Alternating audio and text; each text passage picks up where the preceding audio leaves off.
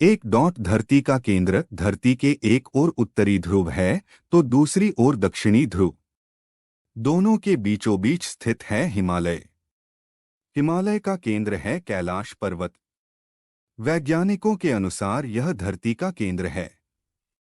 कैलाश पर्वत दुनिया के चार मुख्य धर्मों हिंदू, जैन, बौद्ध और सिख धर्म का केंद्र है। दो डॉट अलौकिक शक्ति का केंद्र। यह एक ऐसा भी केंद्र है जिसे एक्सिस मुंडी कहा जाता है। एक्सिस मुंडी अर्थात दुनिया की नाभि या आकाशीय ध्रुव और भौगोलिक ध्रुव का केंद्र। यह आकाश और पृथ्वी के बीच संबंध का एक बिंदु है जहां दसों दिशाएं मिल जाती हैं।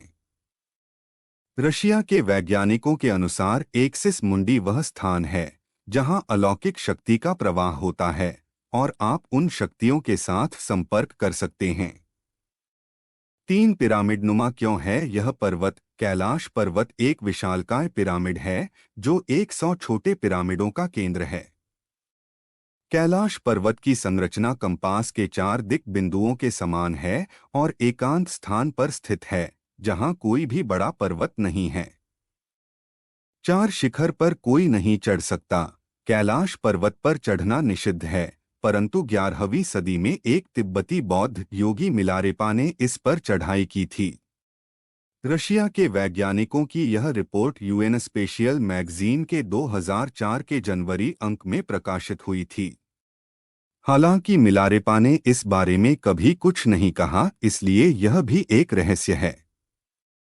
5 रहस्यमयी सरोवरों का रहस्य। यहाँ 2 सरोवर मुख्य हैं। पहला, मानसरोवर जो दुनिया की शुद्ध पानी की उच्चतम झीलों में से एक है और जिसका आकार सूर्य के समान है।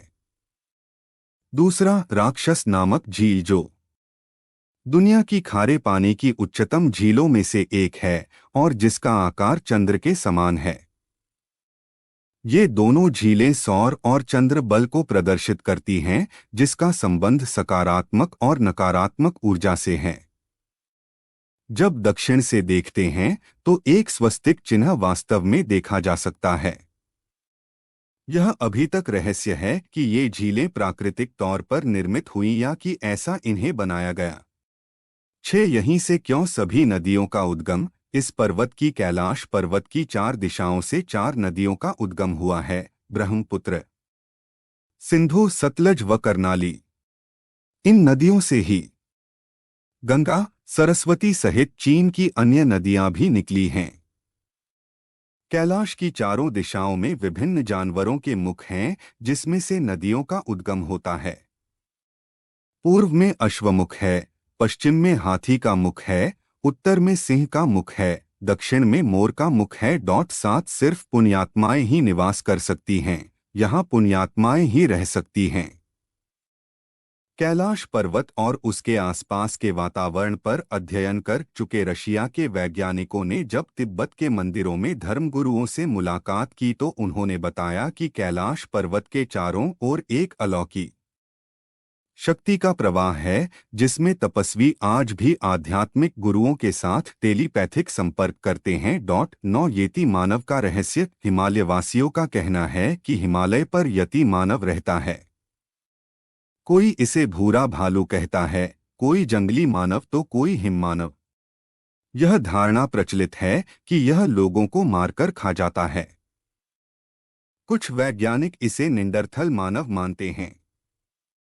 विश्वभर में करीब 30 से ज्यादा वैज्ञानिकों ने दावा किया है कि हिमालय के बर्फीले इलाकों में हिम मानव मौजूद हैं। 10 कस्तूरी मृग का रहस्य। दुनिया का सबसे दुर्लभ मृग है कस्तूरी मृग। यह हिरण उत्तर पाकिस्तान, उत्तर भारत, चीन, तिब्बत, साइबेरिया, मंगोलिया में ही पाया जाता है। इस मृग की कस्तूरी बहुत ही सुगंधित और औषधीय गुणों से युक्त होती है, जो उसके शरीर के पिछले हिस्से की ग्रंथि में एक पदार्थ के रूप में होती है। कस्तूरी मृग की कस्तूरी दुनिया में सबसे महंगे पशु उत्पादों में से एक है। 11 डमरू और ओम की आवाज। यदि आप कैलाश पर्वत या मानसरोवर झील के क्षेत्र में जाएंगे तो आपको निरंतर एक आवाज सुनाई देगी, जैसे कि कहीं आसपास में एरोप्लेन उड़ रहा हो, लेकिन ध्यान से सुनने पर यह आवाज डमरू या की ध्वनि जैसी होती है। वैज्ञानिक कहते हैं कि हो सकता है कि यह आवाज बर्फ के पिघलने की हो। यह भी हो सकता है कि प्रकाश और ध्वनि के बीच इस तरह का समागम होता है कि यहाँ से की आवाजें सुनाई देती हैं। 12 आसमान में लाइट का चमकना दावा किया जाता है कि कई बार कैलाश पर्वत पर 7 तरह की लाइटें आसमान में चमकती हुई देखी गई हैं। नासा के वैज्ञानिकों का ऐसा मानना है कि हो सकता है कि ऐसा यहाँ के चुंबकीय बल के कारण होता हो। यहाँ का चुंबकीय बल आसमान से मिलकर कई बार इस तरह की चीजों का निर्माण कर सकता है।